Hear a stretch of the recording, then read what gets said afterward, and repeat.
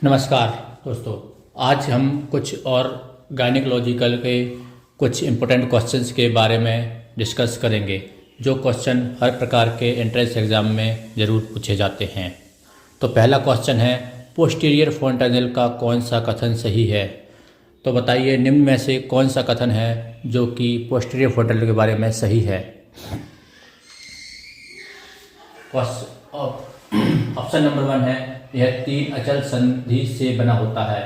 यह 3 सूचर से मिलकर बना होता है। बी है, यह सामान्य जन्म के 6 से 8 सप्ताह तक बंद हो जाता है।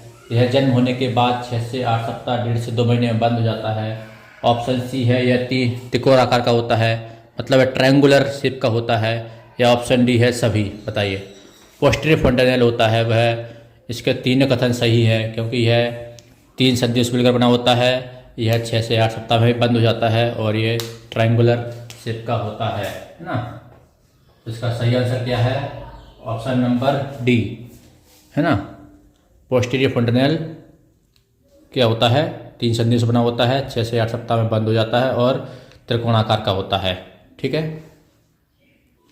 क्वेश्चन नंबर 2 है, बच्चे के जन्म लेते समय उसकी खोपड़ी या उसके नीचे हुई सूजन को कहते हैं। जब कोई बच्चा डिलीवर होता है तो उसके स्कल में ना, स्कल के ऊपर एक सूजन टाइप का एक स्ट्रक्चर बन जाता है, उसको क्या कहते हैं? मोल्डिंग। ऑप्शन बी है कैपुट सक्सीडनम। ऑप्शन डी है हेमंजियोमा। ऑप्शन डी है हेमाटोमा। बताइए बच्चे के जन्म लेते समय उसकी खोपड़ी या उसके स्कल के ऊपर एक सूजा हुआ स्ट्रक्चर बन जाता है, उसको क्या कहते हैं? मोल्डिंग या कैपुट सक्सीडनम, हेमंजियोमा या हेमाटोमा। बताइए इसका सही आंसर क्या होगा? बच्चे के है ना, उसके स्कल जो है ना, उसके सर के ऊपर एक सूजा हुआ उभरा हुआ पार्ट बनेगा, एक स्ट्रक्चर बनेगा, उसको क्या बोलेंगे? उसका सही आंसर क्या होगा? उसका सही आंसर होगा कैपुट सक्सीडनम। क्या होगा सही आंसर? कैपुट सक्सीडनम। ठीक है। सेफाल हेमाटोमा होता है। सेफाल हेमाटोमा क्या होता है? ऐसा ही होता है ना, सेफाल हेमाटोमा। सेफाल हेमाटोमा में क्या होता है? ब्लड इकट्ठा हो जाता है। ठीक है। ये 2 अंतर है। सेफाल हेमाटोमा में ब्लड होता है और कैपुट सक्सीडनम में एक उभरा हुआ सूजा हुआ पार्ट बन जाता है जो कि आगे चल के धीरे धीरे ऑटोमेटिकली डिसअपियर हो जाता है। नेक्स्ट क्वेश्चन है, ट्रू लेबर पेन के कौन से संकेत है? बताइए ट्रू लेबर पेन के कौन से संकेत है? ऑप्शन ए है effacement and dilatation of cervix. Option B है contraction of uterus. Option C है एक निश्चित अंतराल पर एक पर्टिकुलर इंटरवल पर पेन होना। और ऑप्शन डी है सभी। ट्रू लेबर पेन मतलब एक जो प्रेग्नेंट लेडीज़ है उसको ट्रू लेबर पेन कब आएंगे कि डिलीवरी का समय आ गया है? ऑप्शन ए है एफेसमेंट और डायलिटेशन ऑफ सर्विक्स। एफेसमेंट हो गया मतलब जो बच्चे का सिर है वो फिक्स हो गया है ना पेल्विस में, और सर्विक्स का डायलेशन हो गया है। ऑप्शन बी है कॉन्ट्रैक्शन ऑफ यूट्रस। यूट्रस में बार बार कॉन्ट्रैक्शन आ रहे हैं और एक निश्चित अंतराल पर दर्द हो रहा है। या ऑप्शन डी है सभी। बताइए इसका सही आंसर कौन सा है?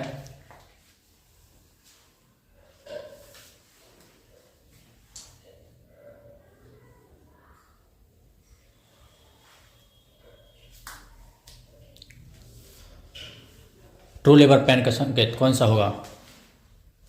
इसका सही आंसर है आंसर डी सभी। ठीक है। ट्रू लेबर पेन में डायलिटेशन ऑफ सर्विक्स होता है, कॉन्ट्रैक्शन होता है और एक निश्चित अंतराल पर दर्द होता है। ठीक है।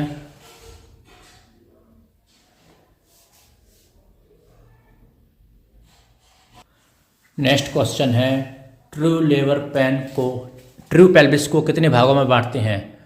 ट्रू पेल्विस है, एक लेडीज का पेल्विस है, उसको कितने भागों में बांटते हैं ट्रू पेल्विस को? इनलेट, कैविटी, आउटलेट या सभी? बताइए ट्रू पेल्विस है उसको कितने भागों में बांटते हैं? ऑप्शन ए है इनलेट, ऑप्शन बी है कैविटी, ऑप्शन सी है आउटलेट या ऑप्शन डी है ऑल ऑफ अबव सभी।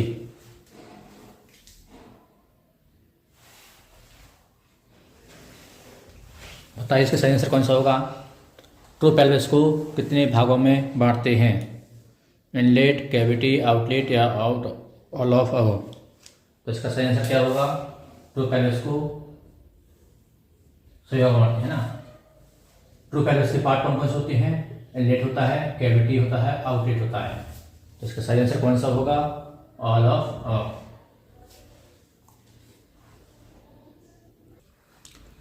नेक्स्ट क्वेश्चन है क्वेश्चन नंबर 6, ग्रेविडा का संकेत है। ग्रेविडा कब देते हैं, मतलब ग्रेविडा का मतलब क्या होता है। ऑप्शन ए है गर्भावस्था की अवस्था बताना, पहले और अभी की वर्तमान दोनों की। ऑप्शन बी है पहले की गर्भावस्था बताना और जीवित बच्चों की स्थिति कितनी है वो बताना। ऑप्शन सी है बच्चों के जन्म से संबंधित जानकारी देना, या ऑप्शन डी है सभी। ग्रेविडा का मतलब क्या होता है, क्या संकेत है ग्रेविडा का, है ना। बताइए ग्रेविडा का संकेत क्या होता है, गर्भ अवस्था की अवस्था को बताना, पहले और बाद में दोनों,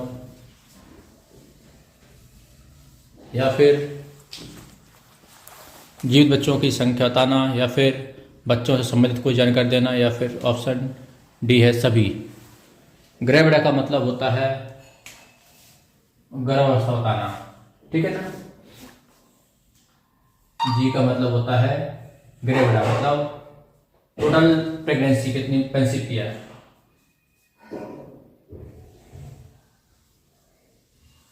ठीक है, ग्रेविडा का मतलब होता है कि जो कोई लेडीज है, महिला है, वो कितनी बार प्रेग्नेंट हुई है ना, है ना। इससे मतलब नहीं है कि उसने बच्चों का जन्म दिया है, या अबॉर्शन हुआ है, या बच्चे जिंदे हैं या मर गए हैं। ग्रेविडा का सिंपल मतलब है कि वो कितनी बार प्रेग्नेंट हुई है। ठीक, तो इसका सही आंसर होगा गर्भावस्था की अवस्था बताना। नेक्स्ट क्वेश्चन है, एक महिला पहली बार गर्भवती हुई है और उसको ट्विन प्रेगनेंसी है, तो उसकी ग्रेविडा क्या है। कोई लेडीज़ है वो पहली बार गर्भवती हुई है, पहली बार प्रेग्नेंट हुई है और उसको ट्विन प्रेगनेंसी है, 2 बच्चे हैं उसके गर्भ में, तो उसकी ग्रेविडा क्या होगी बताइए। ऑप्शन ए है G0, ऑप्शन बी है G1, ऑप्शन सी है G2, या ऑप्शन डी है G1+1। G4, जी का मतलब है ग्रेविडा, ग्रेविडा 0, ग्रेविडा 1, ग्रेविडा 2 या ग्रेविडा 1+1। बताइए कोई लेडीज़ जो है प्रेग्नेंट कब हुई है, पहली बार हुई है, फर्स्ट प्रेगनेंसी उसकी, और उसको 2 बच्चे हैं प्रेगनेंसी में, तो उसकी ग्रेविडा क्या होगी बताइए। ऑप्शन क्या होगा इसका सही आंसर। आंसर नंबर, पहली बार प्रेग्नेंट हुई है। ठीक है, प्रेग्नेंट कब हुई, फर्स्ट टाइम की प्रेगनेंसी है और उसको ट्विन बच्चे हैं, तो ग्रेविडा क्या होगी, उसकी ग्रेविडा होगी G1। ठीक है, कौन सी होगी, G1, है ना। इससे मतलब नहीं है कि उसको ट्विन प्रेगनेंसी है, ट्रिपल प्रेगनेंसी है, सिंगल प्रेगनेंसी है, उससे मतलब नहीं है। जी मतलब होता है ग्रेविडा, उसको कितनी बार प्रेग्नेंट हुई है, तो पहली बार हुई है तो 1, अगर दूसरी बार है तो 2, तीसरी बार है तो 3। ठीक है, सीधा मतलब है ग्रेविडा का मतलब होता है कितनी बार प्रेगनेंसी, नंबर ऑफ प्रेगनेंसी। तो इसका सही आंसर क्या होगा, option number B. Next question है, एक महिला ANC विजिट के लिए आती है, एंटीनेटल केयर के लिए एक महिला आती है, उसकी हिस्ट्री में 2 बार अबॉर्शन और 1 बार जीवित बच्चे का जन्म हुआ है, तो उसका ग्रेविडा क्या होगा।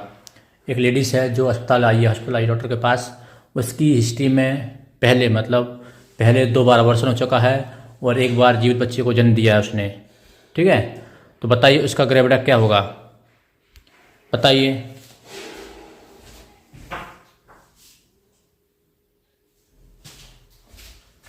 बताइए कितने बार हो गया है, अब उसका टोटल प्रेगनेंसी ग्रेविडा मतलब क्या होता है बताइए।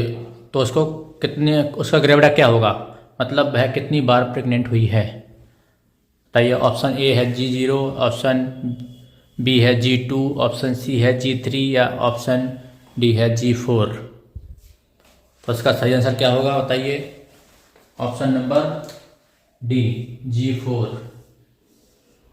ग्रेविडा 4, है ना। कैसे होगा G4, क्योंकि ANC डायरेक्टली आई है, मतलब वो प्रेगनेंसी है, तो एक ये प्रेगनेंसी हो गई, प्लस हिस्ट्री में 2 बार अबॉर्शन हुआ है, मतलब 2 बार प्रेग्नेंट पहले हुई थी, प्लस एक जीवित बच्चा है, मतलब एक बार प्रेग्नेंट हुई है। टोटल कितना हो गया? 4। आया समझ में? नेक्स्ट क्वेश्चन है मल्टी ग्रेविडा क्या है। मल्टी ग्रेविडा का मतलब क्या होता है? ग्रेविडा मतलब होता है प्रेगनेंसी, मल्टी मतलब होता है बहुत बार, है ना। तो ऑप्शन ए है महिला पहले से 4 या उससे ज़्यादा बार प्रेग्नेंट हो। ऑप्शन बी है महिला का 2 बार अबॉर्शन हो गया हो। या ऑप्शन सी है गर्भवती महिला की उम्र 30 वर्ष से ज़्यादा हो। या ऑप्शन डी है गर्भवती महिला की उम्र 18 वर्ष से कम हो। तो बताइए इसका सही आंसर क्या होगा? गर्भवती महिला कितनी बार हो?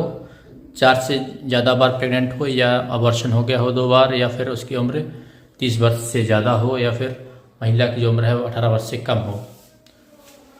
बताइए। मल्टी का मतलब होता है, मल्टी मतलब मल्टी का मतलब होता है ज़्यादा बार प्रेगनेंसी, है ना। और ग्रेविडा का मतलब होता है प्रेगनेंसी। तो इसका सही आंसर क्या हो गया? मल्टी ग्रेविडा मतलब बहुत बार प्रेगनेंसी, मतलब 1 से 4 से ज़्यादा बार प्रेग्नेंट होना क्या कहलाता है? Multi gravida. ठीक है, 4 या उससे ज़्यादा बार प्रेग्नेंट है तो क्या कहलाएगा? Multi gravida. आंसर क्या हो गया? ए। नेक्स्ट क्वेश्चन है नल्लीपैरा का अर्थ है। नल्लीपैरा का अर्थ है ऑप्शन ए है जिसमें कभी पूरी गर्भावस्था या बच्चे को जन्म न दिया हो। ऑप्शन बी है जो कभी प्रेग्नेंट ना हुई हो। ऑप्शन सी है जो पहली बार प्रेगनेंसी कंसीव की हो। ऑप्शन डी है 1 से ज़्यादा बार प्रेग्नेंट हुई हो, है ना। तो ऑप्शन ऐसे देखते हैं, डी के बारे में देखते हैं। ऑप्शन डी के बारे में देखते हैं, 1 से ज़्यादा बार गर्भवती हुई हो, तो ये तो ऑप्शन हो नहीं सकता, ग्रेविडा माता है। ये भी ऑप्शन नहीं सकता क्योंकि ये भी ग्रेविडा माता है। कभी प्रेग्नेंट नहीं हो, ये भी ग्रेविडा माता है ना। G0 हो गया, या G1 हो गया, ये G2 हो गया, है ना। नल्लीपैरा मतलब जिसने कभी पूरी गर्भावस्था नहीं ली या फिर बच्चे को जन्म दिया हो। तो इसका सही आंसर क्या होगा? ऑप्शन नंबर ए। ठीक है, नल्लीपैरा मतलब जिसने कभी पूरी गर्भावस्था कंसीव नहीं किया है और बच्चे को जन्म नहीं दिया है। तो इसका सही आंसर है option number A. Next question है डिलेड मेनोपॉज से तात्पर्य है। डिलेड मेनोपॉज मतलब मेनोपॉज का देर से आना। मेनोपॉज क्या होता है? मेनोपॉज होता है, बताइए। मेनोपॉज का मतलब होता है मेंस्ट्रुएशन साइकिल का आना बंद हो जाना, है ना। तो डिलेड मेनोपॉज क्या होगा? मेंस्ट्रुएशन साइकिल का बंद होना बहुत देर के बाद, है ना। ऑप्शन ए है 45 वर्ष से पहले मेनोपॉज बंद हो जाना, विफल होना। ऑप्शन बी है 55 वर्ष के बाद मेनोपॉज का विफल होना। या ऑप्शन सी है 50 वर्ष के बाद मेनोपॉज का विफल होना। ऑप्शन डी है 60 वर्ष के बाद मेनोपॉज का विफल होना। बताइए डिलेड मेनोपॉज कब होगा, विफल होगा कि उसको माने कि हम डिले मेनोपॉज है? तो इसका सही आंसर होगा 55 वर्ष के बाद। ठीक है, क्या होगा इसका सही आंसर? 55 वर्ष के बाद मेनोपॉज। ठीक है। नेक्स्ट क्वेश्चन है स्पर्मेटोगोनिया का मैच्योर होकर स्पर्मेटोजोआ का बनना का समय लगता है। जब कोई स्पर्म बनता है स्पर्मेटोगोनिया से स्पर्मेटोजोआ बनता है उसमें कितना समय लगता है? ऑप्शन ए है 14 दिन, ऑप्शन बी है 28 दिन, ऑप्शन सी है 71 डेज 71 दिन, ऑप्शन डी है 280 दिन। बताइए स्पर्मेटोजोआ बनता है या स्पर्म के मैच्योर होने में कितना समय लगता है? इसका सही आंसर क्या होगा? 71 डेज। 71 दिन में एक स्पर्म बन जाता है, मैच्योर हो जाता है। नेक्स्ट क्वेश्चन है फर्स्ट मेंस्ट्रुएशन साइकिल कहलाती है। पहली जो है मेंस्ट्रुएशन साइकिल है ना, वो क्या कहलाती है? ऑप्शन ए है मेनोपॉज, ऑप्शन बी है मेनार्की, ऑप्शन सी है ब्रेस्ट डेवलपमेंट, ऑप्शन डी है सभी। बताइए फर्स्ट मेंस्ट्रुएशन साइकिल कहलाती है। ऑप्शन मेनोपॉज, एनर्की, ब्रेस्ट डेवलपमेंट या सभी। बताइए, अपन ने मेंस्ट्रुएशन साइकिल टॉपिक पढ़ा था, उसमें पढ़ा था इसके बारे में, ठीक है ना। फर्स्ट मेंस्ट्रुएशन कहलाती है, फर्स्ट कहलाती है एनर्की, ठीक है। मेंस्ट्रुएशन साइकिल का स्टार्ट होना, है ना, का स्टार्ट होने से कहलाता है मिनार्की। नेक्स्ट क्वेश्चन है, इम्प्लांटेशन होता है, गर्भधारण होता है, तो ये फर्टिलाइजेशन के बाद जो इम्प्लांटेशन होता है वो कब होता है। ऑप्शन ए है फर्टिलाइजेशन के 6 दिन बाद, फर्टिलाइजेशन होने के 6 दिन बाद। ऑप्शन बी है मेंस्ट्रुएशन साइकिल के 20वें दिन। ऑप्शन क्या है, 20वें दिन। ऑप्शन सी है फर्टिलाइजेशन के 28वें दिन। ऑप्शन डी है ए और बी दोनों। बताइए, फर्टिलाइजेशन जो इम्प्लांटेशन होता है वो कब होता है। इम्प्लांटेशन मतलब गर्भधारण, है ना, ओवम और स्पर्म का मिलकर, है ना, बनता है जायगोट, उसका इम्प्लांटेशन कब होता है। बताइए, इम्प्लांटेशन कब होता है, फर्टिलाइजेशन के 6 दिन बाद, या मेंस्ट्रुएशन साइकिल के 20वें दिन, या फर्टिलाइजेशन के 28वें दिन, और ए और बी दोनों। तो इसका सही आंसर होगा ऑप्शन डी, ए और बी दोनों, है ना। फर्टिलाइजेशन के 6वें दिन मतलब ओवुलेशन कब होगा, ओवुलेशन होगा 14वें दिन, है ना, प्लस 6 दिन जोड़ देंगे कितना हो जाएगा 20 दिन। मेंस्ट्रुएशन साइकिल के 20 दिन हो गए ना, तो इसका ऑप्शन क्या रहेगा, ऑप्शन डी, 20 दिन भी सही है, और फर्टिलाइजेशन के 6 दिन बाद भी सही है, और मेंस्ट्रुएशन साइकिल के 20वें दिन भी सही है।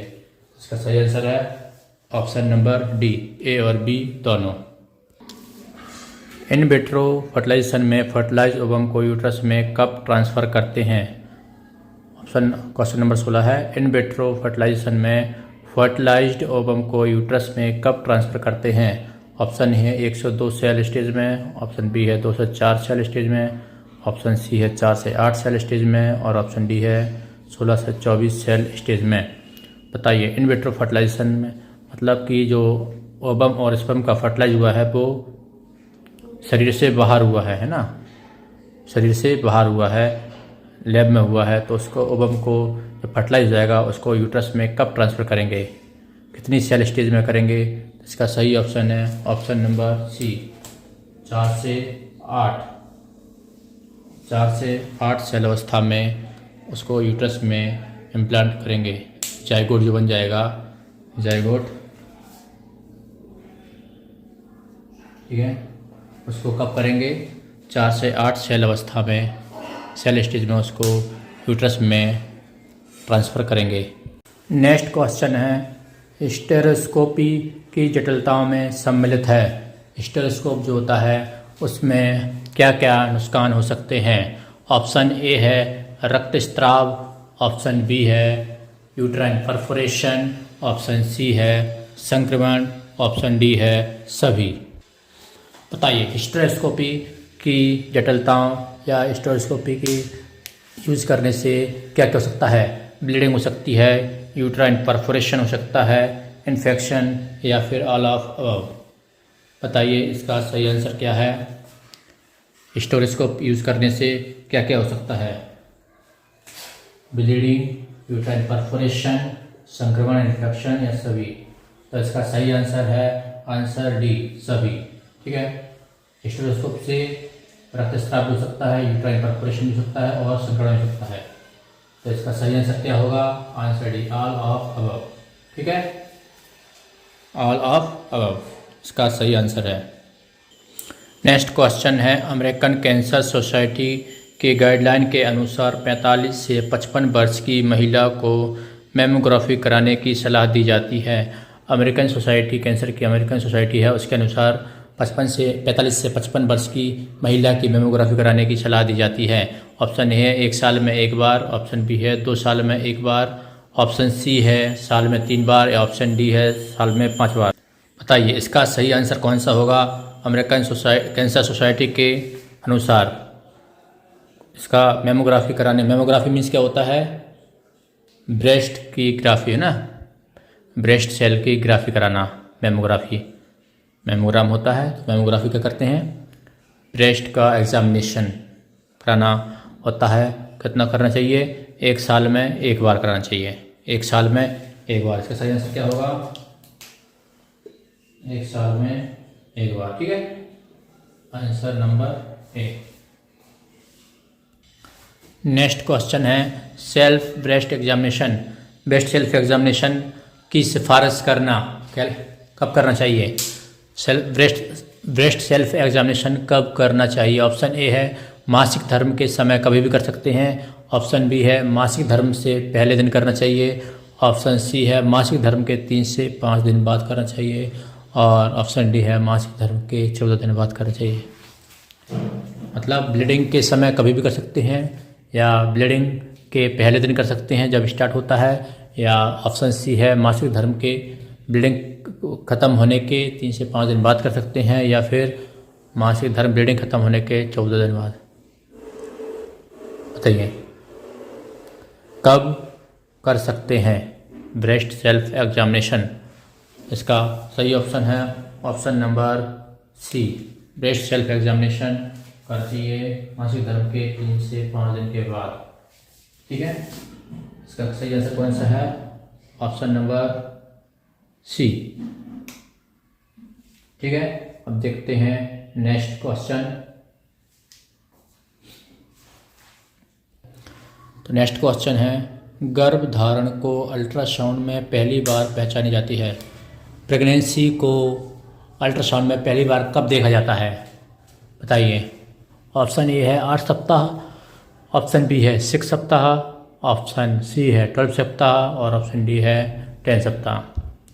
8 वीक, 6 वीक, 12 वीक या फिर 10 वीक। प्रेगनेंसी को अल्ट्रासाउंड में पहली बार कब पहचानी जाती है। इसका सही ऑप्शन है ऑप्शन नंबर बी, 6 वीक। ठीक है, कब देखा जाता है, 6 वीक में प्रेगनेंसी को अल्ट्रासाउंड में देख सकते हैं। नेक्स्ट क्वेश्चन है एंटी एक्यूट मेंस्ट्रुअल सिंड्रोम का इलाज किया जा सकता है।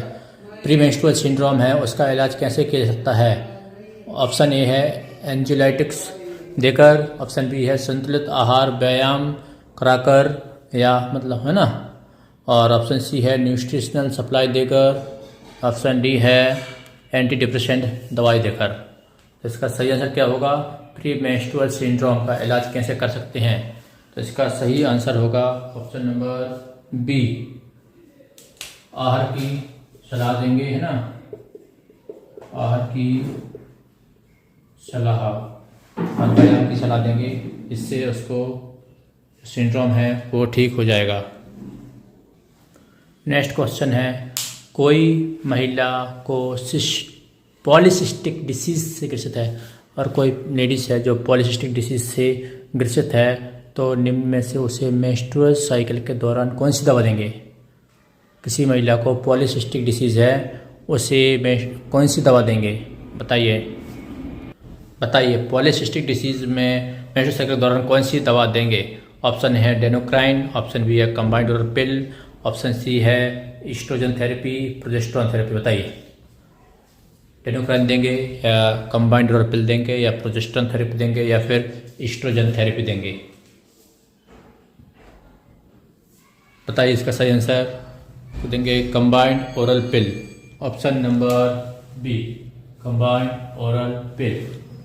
इसका सही आंसर क्या है, combined oral pill. Next question है फीमेल में अंडाणु या एग के पूर्ण होने को। नेक्स्ट क्वेश्चन है फीमेल में अंडाणु एग के पूर्ण होने के प्रोसेस को कहते हैं स्पर्मेटोजेनेसिस, ऑप्शन बी है oogenesis, option C archeogenesis, option D है ओवोजेनेसिस। बताइए एग अंडाणु के पूर्ण होने की प्रोसेस को क्या कहते हैं, बताइए। स्पर्मेटोजेनेसिस, oogenesis, क्या बोलेंगे इसको। तो इसका सही आंसर है ऑप्शन नंबर बी, oogenesis।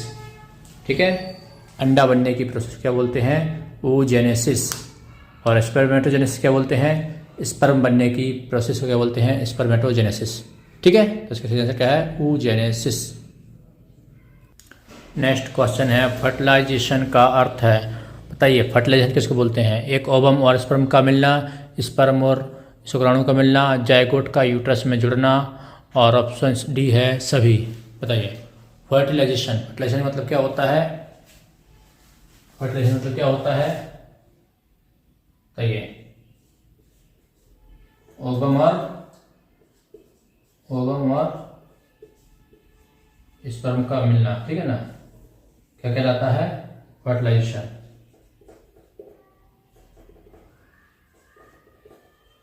ठीक है, ओवम और स्पर्म के मिलने को बोलते हैं, क्या बोलते हैं? फर्टिलाइजेशन। इसमें सही आंसर कौन सा हो गया? ऑप्शन नंबर ए। ठीक है, इसका सही आंसर क्या है? ऑप्शन नंबर ए। आया समझ में? फर्टिलाइजेशन क्या होता है? ओवम प्लस स्पर्म का मिलना क्या होता है? फर्टिलाइजेशन।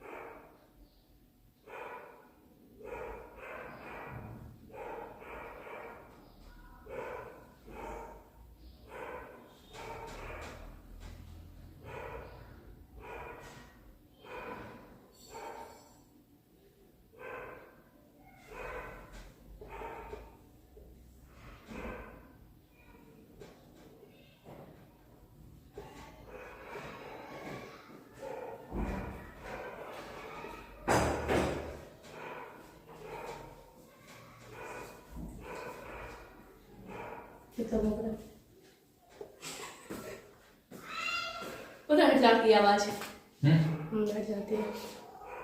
हट जाएगी। ये कर रहा है। नेक्स्ट क्वेश्चन है प्रेगनेंसी के दौरान यूट्रिन टेस्ट में कौन सा हार्मोन मिलता है? जब कोई लेडीज प्रेग्नेंट होती है तो उसके यूरिन में कौन सा टेस्ट किया जाता है? तो उस टेस्ट में कौन सा हार्मोन निकलता है? बताइए। Question number, option number A है प्रोजेस्टेरोन हार्मोन, ऑप्शन बी है HCG hormone, option D C है ईस्ट्रोजन, या ऑप्शन डी है ऑक्सीटोसिन। बताइए प्रेगनेंसी के दौरान यूरिन में कौन सा हार्मोन मिलता है? ऑप्शन ए बताइए प्रोजेस्टेरोन मिलता है, या एचसीजी मिलता है, या ईस्ट्रोजन मिलता है, या फिर ऑक्सीटोसिन। कौन सा मिलता है यूरिन टेस्ट में? प्रेगनेंसी में यूरिन टेस्ट कर रहे हैं, कौन सा मिलेगा? तो सही आंसर है एचसीजी हार्मोन। ठीक है, एचसीजी कौन सीक्रेट करता है? प्लेसेंटा। प्लेसेंटा से एचसीजी निकलता है, ठीक है ना, तो वो आता है यूरिन में, जिससे करते हैं कि प्रेगनेंसी टेस्ट कंफर्म होता है। ठीक है, तो इसका सही आंसर हो गया प्रेगनेंसी टेस्ट करने के लिए एचसीजी हार्मोन होता है। ठीक, नेक्स्ट क्वेश्चन है फीमेल पेल्विस निम्न में से कौन सा है? बताइए फीमेल पेल्विस कौन सा होता है? ऑप्शन ए है एंड्रॉयड, ऑप्शन बी है गायनाकॉइड, ऑप्शन सी है फॉल्स पेल्विस, ऑप्शन डी है एंथ्रोपॉइड। फीमेल पेल्विस कौन सा होता है? इसका सही आंसर बताइए। फीमेल पेल्विस कौन सा होता है? इसको समझना बहुत आसान है। फीमेल पेल्विस होता है गायनिक के नाम से याद रख लीजिए, तो फीमेल पेल्विस होता है गायनाकॉइड। गायनिक से याद रखिए गायनाकॉइड कौन सा होता है? Female pelvis. ठीक है, तो इसका सही ऑप्शन कौन सा हो गया? ऑप्शन बी, गायनाकॉइड पेल्विस को फीमेल पेल्विस बोलते हैं। नेक्स्ट क्वेश्चन है pelvis transverse diameter of inlet. Inlet का ट्रांसवर्स डायमीटर कितना होता है? बताइए पेल्विस जो है उसका ट्रांसवर्स डायमीटर कितना होता है? इसका सही ऑप्शन है कौन सा है? बताइए। ऑप्शन ए है 11 सेंटीमीटर, ऑप्शन बी है 12 सेंटीमीटर, ऑप्शन सी है 13 सेंटीमीटर, और ऑप्शन डी है 11.5 सेंटीमीटर। तो ट्रांसवर्स डायमीटर कितना होता है? इसका सही आंसर है कितना होता है? 13 सेंटीमीटर। 13 सेंटीमीटर। ठीक है, नेक्स्ट क्वेश्चन है सब ऑक्सीपिटोर ब्रैगमेटिक डायमीटर होता है। सब ऑक्सीपिट से लेकर ब्रैगमा, है ना, आगे तक डायमीटर कितना होता है? ऑप्शन ए है 9.5, ऑप्शन बी है 11 सेंटीमीटर, ऑप्शन सी है 11.5 और ऑप्शन डी है 10 सेंटीमीटर। बताइए, सब ऑक्सीपिटोब्रैगमेटिक डायमीटर होता है 9.5, 11 सेंटीमीटर, 11.5 सेंटीमीटर और 10 सेंटीमीटर। सब ऑक्सीपिटो कौन सा डायमीटर कितना होता है? इसका सही ऑप्शन कौन सा है? ऑप्शन नंबर ए 9.5 सेंटीमीटर। 9.5 सेंटीमीटर कितना होता है? सब ऑक्सीपिटोब्रैगमेटिक डायमीटर। ठीक है, नेक्स्ट क्वेश्चन है, सब ऑक्सीपिटोफ्रंटल डायमीटर होता है। बताइए इसका सही आंसर कौन सा है? सब ऑक्सीपिटोफ्रंटल डायमीटर। ऑप्शन ए है 9.5 सेंटीमीटर, ऑप्शन बी है 11 सेंटीमीटर, ऑप्शन सी है 11.5 सेंटीमीटर, ऑप्शन डी है 10 सेंटीमीटर। तो बताइए कौन सा है इसका सही आंसर? सब ऑक्सीपिटोफ्रंटल। सब ऑक्सीपिटोफ्रंटल कितना होता है? यह होता है ऑप्शन नंबर सी। कौन सा होता है?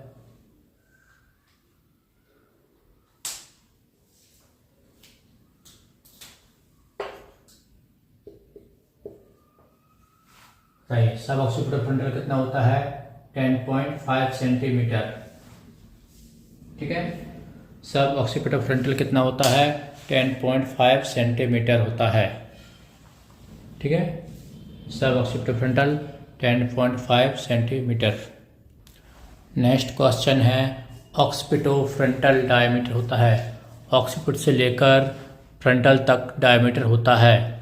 ऑप्शन ए है 9.5 सेंटीमीटर, ऑप्शन बी है 11 सेंटीमीटर, ऑप्शन सी है 11.5 सेंटीमीटर और ऑप्शन डी है 10.5 सेंटीमीटर। ऑक्सीपिटोफ्रंटल डायमीटर कितना होता है? बताइए। 9.5 सेंटीमीटर, 11 सेंटीमीटर, 11.5 और 10.5 सेंटीमीटर। ऑक्सीपिटोफ्रंटल डायमीटर कितना होता है? इसका सही आंसर होगा ऑप्शन नंबर सी 11.5 सेंटीमीटर। कितना होगा? 11.5 सेंटीमीटर। नेक्स्ट क्वेश्चन है, मेंटो वर्टिकल डायमीटर होता है। बताइए, मेंटो वर्टिकल डायमीटर कितना होता है? तो इसका सही आंसर कौन सा होगा? ऑप्शन ए है 10.5, ऑप्शन बी है 11.5, ऑप्शन सी है 13.5 और ऑप्शन डी है 11 सेंटीमीटर। बताइए, मेंटो वर्टिकल डायमीटर कितना होता है? तो इसका सही आंसर कौन सा होगा? का सही आंसर होगा मेंटो वर्टिकल डायमीटर होता है 13.5 सेंटीमीटर। कितना होता है? 13.5 सेंटीमीटर। देखिए, ये होता है फिटल का स्कल, है ना, ये है मेंटम। ठीक है, आगे मेंटम, सबमेंटम, ये सब ऑक्सीपुट, ये है ऑक्सीपुट। ठीक है, ये है वर्टेक्स, ये है ब्रेगमा और ये है फ्रंटल। ठीक है, तो अपन इसको देखते हैं सूचर के बारे में। देखते हैं अपन मेंटो वर्टिकल, है ना, मेंटो से लेकर वर्टेक्स तक। ठीक है, मैंडिबल से लेकर वर्टेक्स तक कितना हो गया? 13.5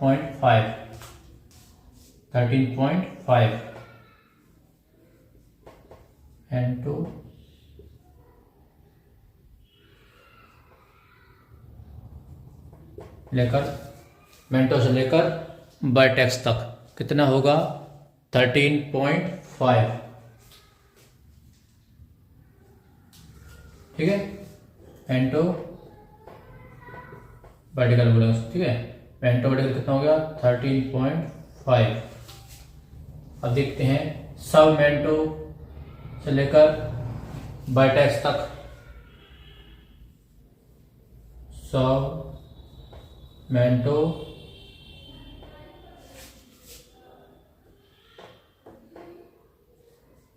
वर्टिकल कितना होगा? सब मेंटो वर्टिकल 11.5 सेंटीमीटर। ठीक है, नेक्स्ट देखते हैं मेंट हो गया, सबमेंट हो गया। अब देखते हैं सब ऑक्सीपोटो ब्रैगमेटिक। सब ऑक्सीपोटो ब्रैगमेटिक, सब ऑक्सीपोट से लेकर ब्रैगमा तक कितना हो गया? 9.5 सेंटीमीटर। ठीक। नेक्स्ट देखते हैं सबमेंटो ब्रैगमेटिक। सबमेंटो ब्रैगमेटिक कितना होगा बताइए? सबमेंटो ब्रैगमेटिक कितना होगा?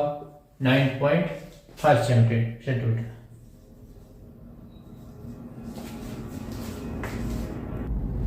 बताइए सबमेंटो ब्रैगमेटिक कितना होगा?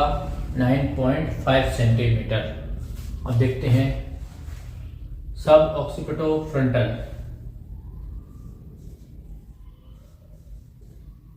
सब ऑक्सीपिटो फ्रंटल, सब ऑक्सीपिट से लेकर फ्रंटल तक कितना होगा? 10.5 सेंटीमीटर। ठीक है। Occipito frontal, occipito frontal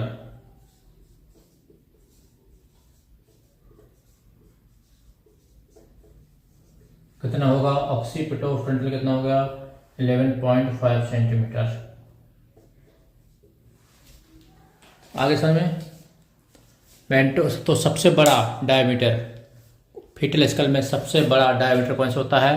मेंटो vertical. Fetal school में सबसे बड़ा डायमीटर कौन सा होता है? मेंटो वर्टिकल सबसे बड़ा डायमीटर होता है। कितना होता है? 13.5 सेंटीमीटर। ठीक है।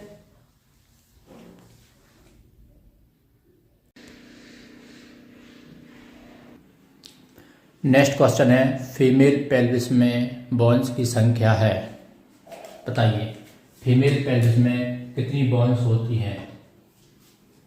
फीमेल पेल्विस में कितनी हड्डी होती है? ऑप्शन ए है 2, ऑप्शन बी है 1, ऑप्शन सी है 3 और ऑप्शन डी है 4।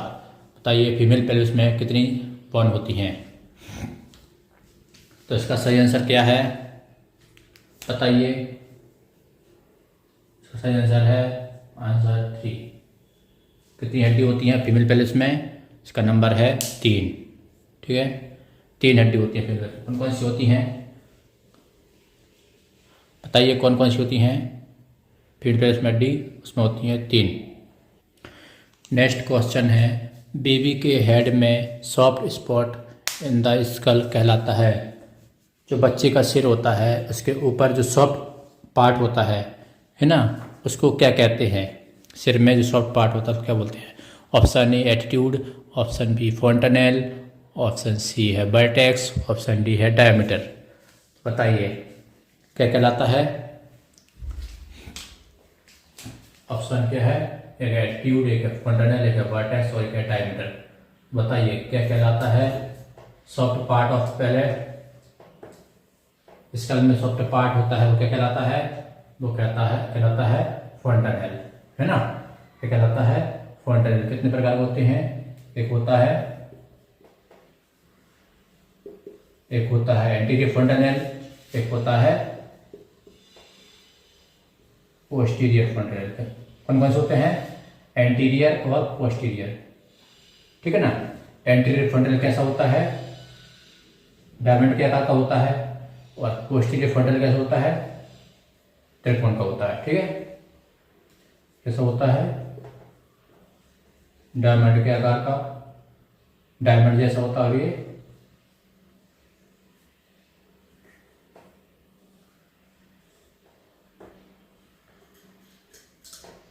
ट्रायंगुलर होता है। ठीक है, डायमीटर होता है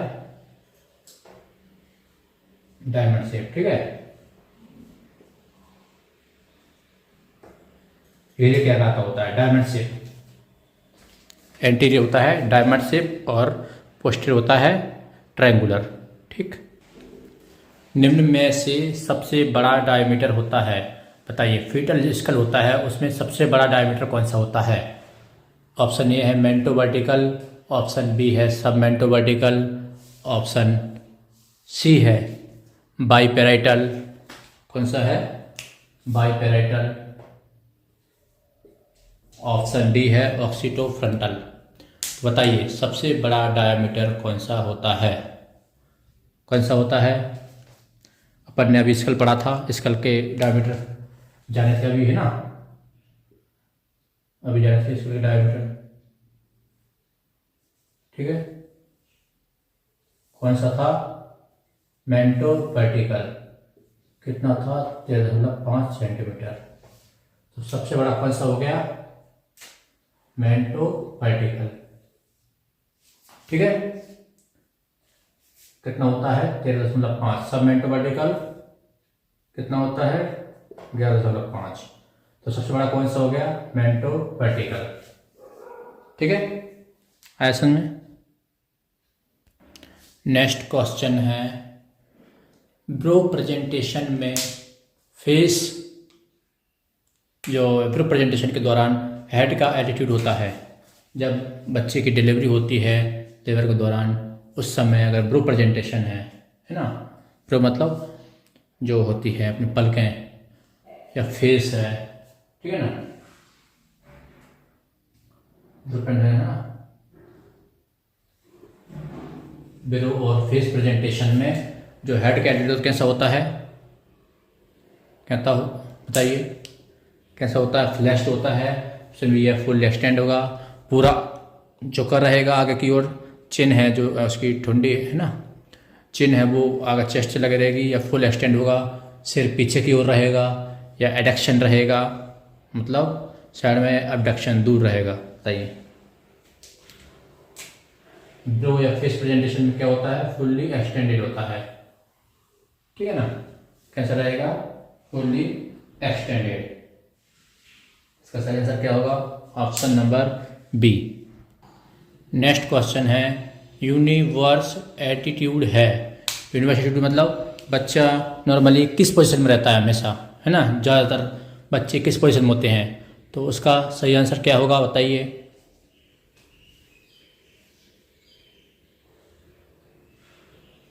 बताइए यूनिवर्स एटीट्यूड क्या होता है? फ्लेक्शन। यूनिवर्सल एटीट्यूड क्या होता है? फ्लेक्शन। यूनिवर्सल एटीट्यूड कराएगा फ्लेक्शन, मतलब उस बच्चे के हाथ पैर सिर सब कैसे होते हैं? आपस में एकदम चिपके हुए रहते हैं। तो क्या होगा? यूनिवर्सल एटीट्यूड हो गया फ्लेक्शन। नेक्स्ट क्वेश्चन है, डिनोमिनेटर ऑफ वर्टेक्स प्रेजेंटेशन।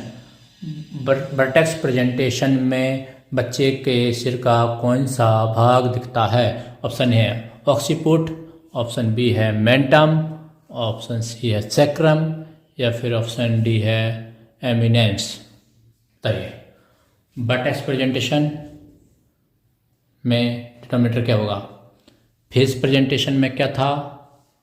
बताइए क्या था फेस प्रेजेंटेशन में? बताइए।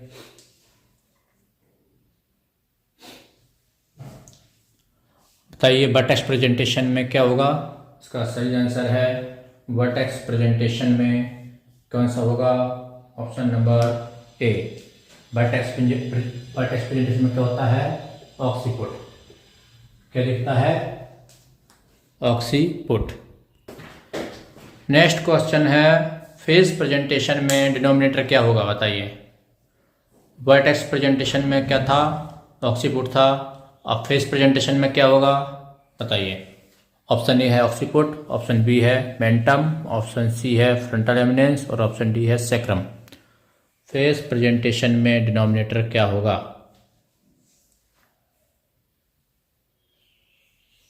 बताइए फेस प्रेजेंटेशन में डिनोमिनेटर क्या रहेगा? इसका सही ऑप्शन क्या है? Option number B. क्या होगा? मेंटम। फेस प्रेजेंटेशन में डिनोमिनेटर रहेगा मेंटम, ठीक है। ऑक्सीपुट किस में आता है? ऑक्सीपुट किस में आता है? वर्टेक्स प्रेजेंटेशन में। वर्टेक्स प्रेजेंटेशन में क्या होता है? ऑक्सीपुट। मेंटम किस में होता है? मेंटम किस में होता है? फेस का प्रेजेंटेशन में, ठीक है। क्लियर?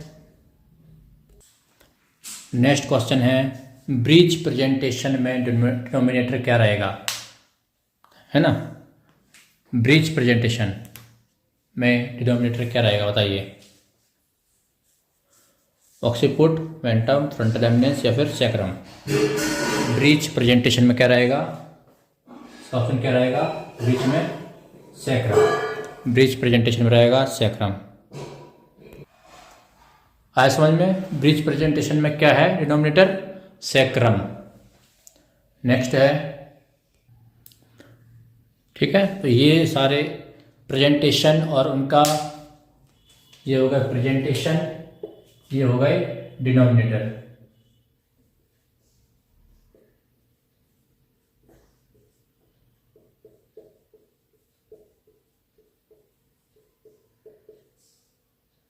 ठीक है,